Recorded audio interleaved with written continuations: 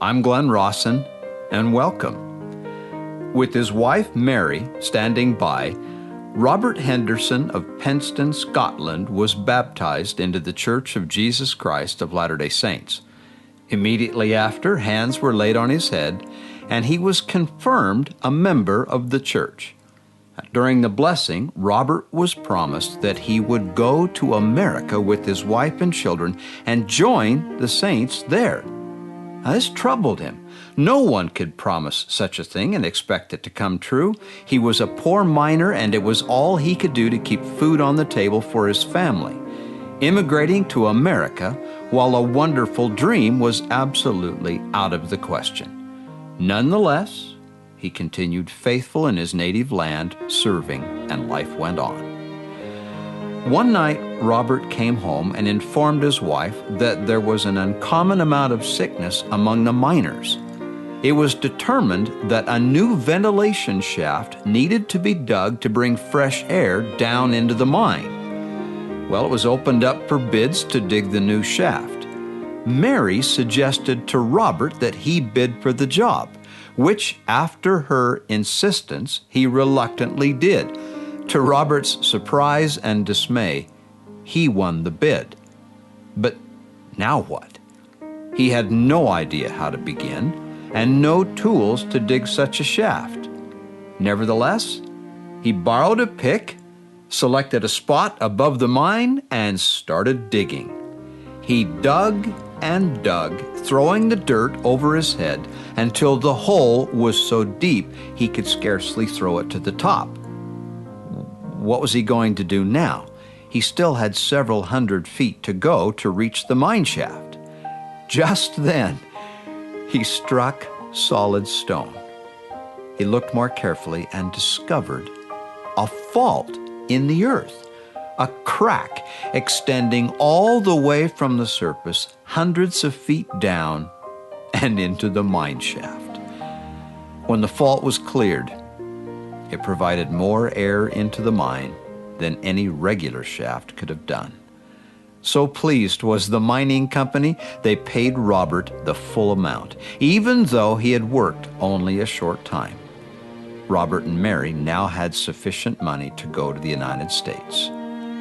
May 30th, 1863, Robert and Mary Ross Henderson set sail from Liverpool, England on the ship Cynosure, bound for Zion.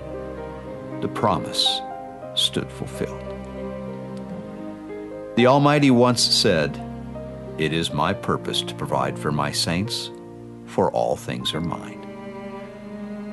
And He still can.